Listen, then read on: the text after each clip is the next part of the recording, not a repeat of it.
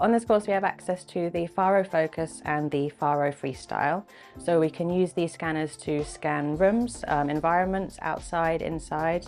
And we can also use the hand scanner for more detail. So that's for things like bodies, evidence. We've used them in the garage on cars, and they provide completely accurate measurements and scans of items that we need to capture. Here at UConn, we've got a lot of ex-professionals that have moved on from crime scenes and forensics and have come to teach us here. When we're using cutting-edge technology, the knowledge that them academics have on the technology, it really allows us to fulfil our role in what we do here.